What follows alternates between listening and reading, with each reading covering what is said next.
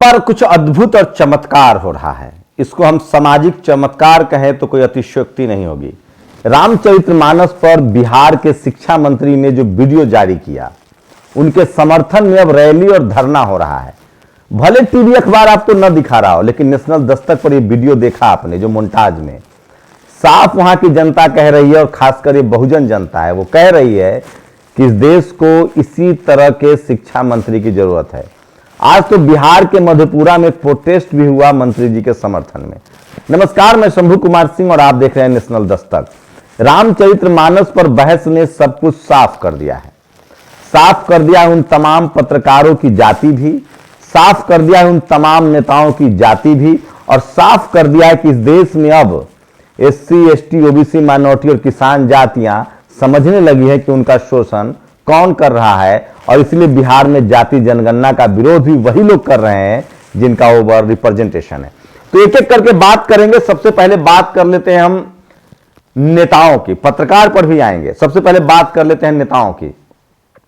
रामचरितमानस को लेकर आरजेडी के जो सवर्ण मुखिया हैं, उन्होंने समर्थन किया है। जगदानंद सिंह ने कहा है कि कमंडल से मंडल हारेगा नहीं और चुप नहीं रहेगा। लेकिन वही पार्टी कोई भी हो, मैं बार बार कहता हूं कि इस देश के अब पार्टी कोई भी हो, सवर्ण समाज के जो लोग हैं, खासकर जो ब्राह्मण समाज के लोग हैं, वो अपने सामाजिक हितों के साथ हैं, चाहे किसी भी पार्टी में हो। और इसलिए राहुल गांधी इनको कहते हैं स्लीपर सेल, तमाम लोग स्लीपर सेल कहते हैं।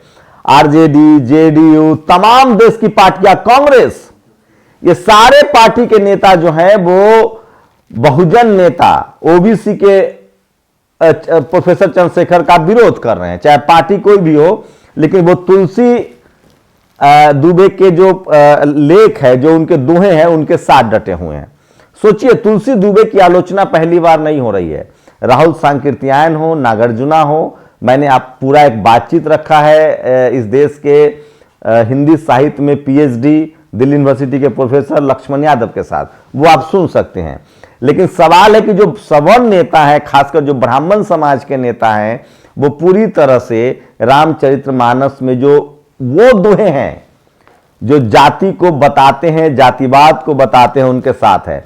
दिलीप मंडल ने तो बकायदा, खैर पत्रकार वाले सेगमेंट पर लगाऊंगा, लेकिन बहुजन नेता जो हैं वो लगातार डटे हुए हैं। सिर्फ एक अपवाद है, अशोक चौधरी, जो जेडीयू के दलित समाज से आते हैं।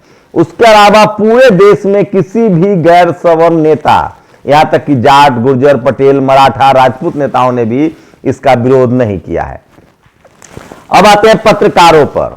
सोचिए, वो तमाम पत्रकार, चाहे अजीत अंजुम हो, रवीश कुमार हो, अभिषार शर्मा हो, साक्षी जोशी हो, जिनको आप, प्रज्ञा मिश्रा हो, जिनको आप लिबरल पत्रकार कहते हैं, जो हिंदू मुस्लिम पर आपको प्रो मुस्लिम दिखते हैं, उनकी भी पोल पट्टी खुल गई है। सोचिए, इन पत्रकारों ने पहले भी कभी एससी, एसटी, ओबीसी, माइनॉरिटी के रिजर्वेशन के पक्ष में नहीं बोला। दरअसल ये पत्रकारों की एक पॉलिसी है। डॉक्टर अंबेडकर ने इसको कहा है राइट हैंड और लेफ्ट हैंड।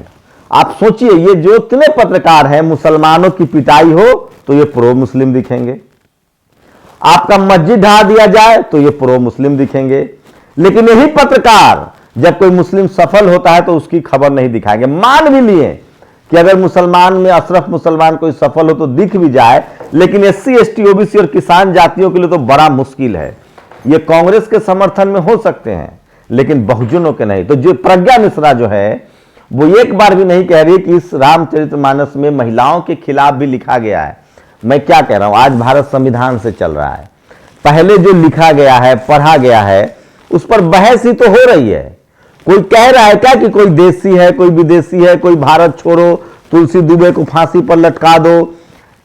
जो साहित्य है, जो रचना है, उसका एक विधा है साहित्य का। जब आप कोई किताब लिखते हैं तो उसकी आलोचना भी होती है। नामवर सिंह जैसे लोग बड़े आलोचक रहे हैं। ये लोग कह रहे हैं कि नहीं, हम जो भी बोले आप उसको कसौटी पर मत कसिए। सोचिए, किसी ने जेबी में लिख दिया ब्राह्मण भारत छोड़ो, क्या हमने उसका समर्थन किया? बाल गंगाधर तिलक साहब ने लिखा था कि Vedas come from Antarctica, doctor Ambedkar ने उसको भी खारिज किया कि ये देसी विदेशी की रणनीति नहीं चलेगी, जो भारत में रह रहा है वो सब देसी विदेशी। लेकिन कौन लोग हैं जो सोनिया गांधी को विदेशी कहते हैं? अब सोचिए, इन नेताओं, इन पत्रकारों की बात कर रहा हूं। ये पत्रकार अब शेड्यूल कास्ट की खबरें दिखाने लगे हैं, लेकिन कौन सी खबरें जिसमें उनकी पिटाई होती है। हाथरस में गैंगरेप हो जाए तो वो उसको दिखाएंगे, लेकिन वो प्रिया सिंह को नहीं दिखाएंगे, वो रामू जी को नहीं दिखाएंगे, बहुजनों की सफलता नहीं दिखाएंगे, और बहुजन के हक अधिकार की बात तो बिल्कुल नहीं करेंगे। इस देश में अगर ये बात बताई जाए कि इस देश का 90% मुसलमान ओबीसी कोटा में आता है, तो कितनी बड़ी जन जागरूक और चेतना होगी। लेकिन मैं फिर कह रहा हूं, राइट विंग मुसलमानों के विरोध में बोलता है, ये मीडिया उसको दिखाता है। लेफ्ट विंग मुसलमानों के साथ खड़ा होने का नाटक करता है, लेकिन वही लेफ्ट विंग, राइट विंग तो समझ में आता है, लेकिन वही लेफ्ट विंग कभी भी मुसलमानों के कॉन्स्टिट्यूशनल राइट के पक्ष में खड़ा नहीं होता है। ज्योति बसु ने कहा था कि हमें ओबीसी रिजर्वेशन नहीं चाहिए, तो लेफ्ट विंग का नेता भी सवर्ण रहेगा, राइट विंग का नेता भी सवर्ण ब्राह्मण रहेगा, सीताराम येचुरी रहेंगे, प्रकाश करात रहेंगे। अब जब डिस्कोर्स शुरू हुआ तब जाके डी राजा को जनरल सेक्रेटरी बनाया जाता है।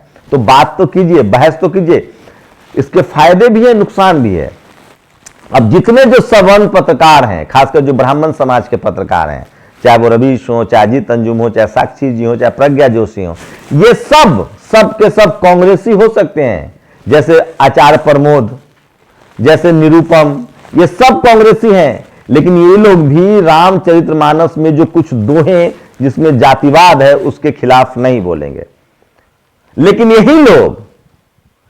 यही लोग एससी एसटी ओबीसी माइनॉरिटी की जो जातीय जनगणना हो रही है उसके खिलाफ बोल रहे हैं। अब बताइए, अगर ये तमाम पत्रकार, सवर्ण पत्रकार बीजेपी के खिलाफ होते या बहुजनों के साथ होते तो ये जाति जनगणना की खबर दिखाते? नहीं दिखाएंगे।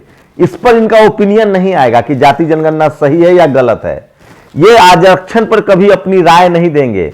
इसमें से किसी एक सवर्ण पत्रकार ने नहीं कहा कि सवर्णों को जो आरक्षण मिला है, खासकर जो ब्राह्मण समाज जिसका लाभार्थी है 10% इकोनॉमिक वीकर सेक्शन, वो असंवैधानिक है। कोई जातीय जनगणना नहीं हुई, कोई 3 स्टेप्स मेथड नहीं अपनाया गया।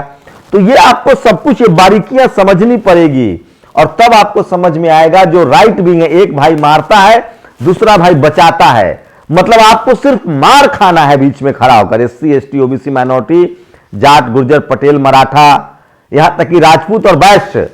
रामचरितमानस को लेकर राजकुमार भाटी जो गुर्जर समाज से, वो कहते हैं कि इसमें ऐसे ऐसे चौपाई हैं, दोहे हैं जो ठाकुर समाज को भी और वैश्य समाज के भी खिलाफ है। वो कहता है कि अगर यज्ञ के लिए वैश्य समाज पैसा न दे तो पैसा छीन लीजिए। मेरा इंटरव्यू है उनका। तो सारे जो बाभन टोला के पत्रकार हैं वो एक साथ एकजुट है अपने समाज के मुद्दे पर, लेकिन एक दूसरी प्रतिक्रांति भी दिख रही है। एक भी Jat Gurjar Patel Maratha, SC ST OBC, यहां तक कि सवर्ण समाज में भी ठाकुर समाज के लोग जो हैं, वैश्य समाज के लोग हैं, कायस्थ समाज के जो लोग हैं, वो इस मुद्दे पर इस प्रोफेसर चंद्रशेखर के खिलाफ नहीं आए हैं, और वो ब्राह्मणों के साथ नहीं है। वो बोल नहीं रहे तो न्यूट्रल हैं। लेकिन वही दूसरी तरफ SC ST OBC, Jat Patel Maratha Gurjar, Rajkumar Bhati जैसे लोग, ये सारे के सारे लोग साफ साफ कह रहे हैं कि जाति जनगणना होनी चाहिए। और वो कह रहे हैं कि जो जातीय शोषण हुआ है, जो जातीय ग्रंथों में जो जाति के नाम पर जो वैमनस्यता फैलाई गई है, उसकी विवेचना तो हो। इसीलिए मैं कहता हूं कि देश में सबसे बड़ा अगर कोई बहुजन पत्रकार है तो वो दिलीप मंडल है, और दिलीप मंडल की आपको बात माननी पड़ेगी। और सोचिए, एक ब्राह्मण पत्रकार खबर फैला रहा है कि बिहार में इस बार महाराष्ट्र होने जा रहा है। कहने का मतलब उनका यह है कि क्या सारे के सारे सवर्ण विधायक, चाहे वो जेडीयू में हो, आरजेडी में हो, इस मुद्दे पर बीजेपी के साथ जाएंगे?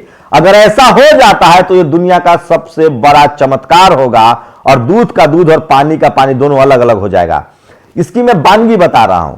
छत्तीसगढ़ में भूपेश बघेल ओबीसी कम्युनिटी से आते, उनको हटाने को लेकर अभियान चला था। टीएस सिंहदेव सवर्ण समाज से आते, उनको मुख्यमंत्री बनाना था। जितने एससी एसटी ओबीसी माइनॉरिटी के जो विधायक थे वो सब के सब खड़े हो गए थे छत्तीसगढ़ में बहुजन जो विधायक हैं, बहुजन मुख्यमंत्री हैं, उनके पक्ष में। और नतीजा हुआ कि हाई कमान को अपना फैसला वापस बदलना पड़ा। तो अभी कांग्रेस एकदम पानी की तरफ बेपर्दा हो रही है। उसके नेता जो हैं न तो जातीय जनगणना के पक्ष, और देखिए, अगर अयोध्या में राम का घर बाबर के दौर में टूटा तो उसके 20-30 साल बाद वहीं पड़ोस में बैठकर रामचरितमानस लिख रहे तुलसीदास दुबे ने मुगलों पर एक शब्द क्यों नहीं लिखा? जबकि तुलसी तो कवितावली में लिख रहे थे वे मस्जिद में सोएंगे, सारी कुंठा ओबीसी पर निकाली। पूजिए विप्र सकल गुणहीना, शूद्र न पूजिए वेद परवीना, तुलसीदास दुबे। ढोल गवार शूद्र पशुनारी, सकल तारना के अधिकारी, तुलसीदास दुबे। जे बरनाधम तेली कुमारा, स्वपच किरात कोल कलवारा, तुलसीदास दुबे। बरन शंकर कलिभिन्न से तू, सब लोग करही पाप पाभी दुख भरू, तुलसीदास दुबे।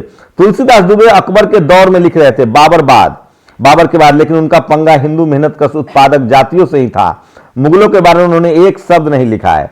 कविता बली गीता प्रेस में तो उन्होंने लिखा कि वे मांग कर खाएंगे और मस्जिद में सोंगे, सारी खुन्नस ओबीसी से थी उनकी।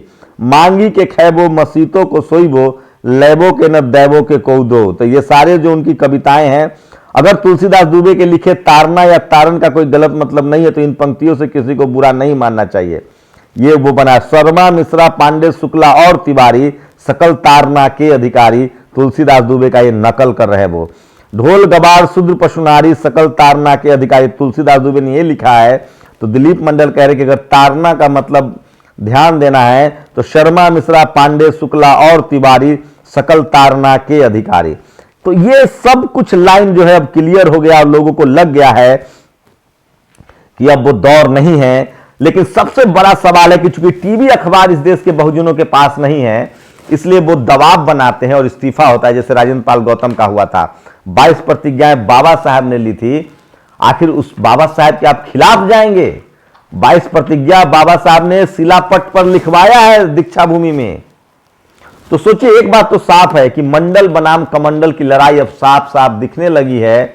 और अगर जेडीयू और आरजेडी के सारे सवर्ण विधायक जाते हैं बीजेपी के साथ तो अगला चुनाव में साफ साफ लाइनें खींच जाएंगी।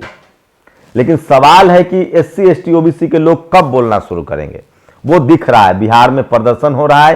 ये वीडियो एक बार फिर से देखिए, वहां मंत्री जी के पक्ष में नारे लग रहे हैं और अब के लोग एकजुट हो रहे हैं, किसान जातियां एकजुट हो रही है, क्योंकि बीजेपी के आने के बाद टीवी ने जो अपना असली चरित्र दिखा दिया है। मैं बार बार कह रहा हूं कि इस देश में तमाम, चाहे आज मायावती जी का जन्मदिन है, उनसे बढ़िया कोई शासक प्रशासक नहीं हुआ। उनके मुख्यमंत्री रहते हुए परिंदा पर नहीं मारता था, भ्रष्टाचार पर लगाम था, ब्यूरोक्रेसी अनुशासित थी, लोगों को न्याय मिलता था, क्राइम कम था। लखनऊ जय और उत्तर प्रदेश नोएडा, तमाम यूपी को उन्होंने सबसे बेहतरीन राज्यों को बनाया था।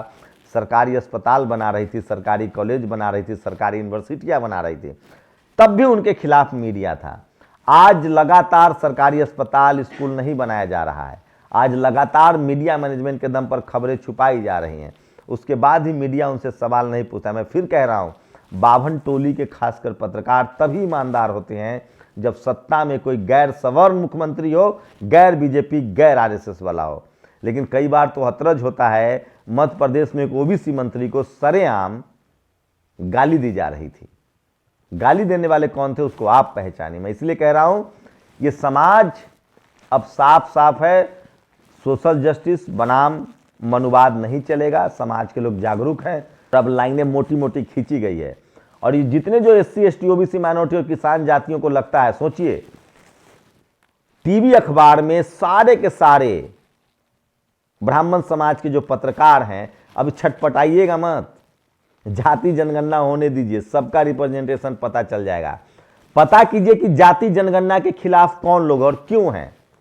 हम तो आपको नहीं कहते हैं। सोचिए टीवी अखबार क्या दिखा रहा है, गणेश जी का घर मिला, भगवान रामायण महाभारत दिखाए, हमने तो विरोध नहीं किया, दिखाइए, आपके हाथ में टीवी अखबार है। लेकिन हम अपनी बात रखेंगे तो आपको बहुत दिक्कत हो रही है। कोई जेएनयू में लिख देता है कि ब्राह्मण भारत छोड़ो, हम उसका विरोध करते हैं ना। जिन किताबों में इस देश के किसानों के खिलाफ, पिछड़ों के खिलाफ, जिस देश के मूल निवासियों के खिलाफ, इस देश के जो आज शेड्यूल कास्ट है, शेड्यूल ट्राइब है, ओबीसी हैं, जाट गुर्जर पटेल मराठा हैं, जिनको सबको, किसानों को आपने शूद्र और अछूत बना रखा था अपने अपने किताबों में, क्या उसकी बातचीत भी नहीं होनी चाहिए? क्या वो भूल सुधार नहीं होना चाहिए? और सवाल है कि तुलसीदास दुबे जब मुगलों के समय में, अकबर के समय में लिख रहे थे तो उनकी कलमें मुसलमानों पर क्यों नहीं चली? वो जाति व्यवस्था को क्यों मजबूत कर रहे थे?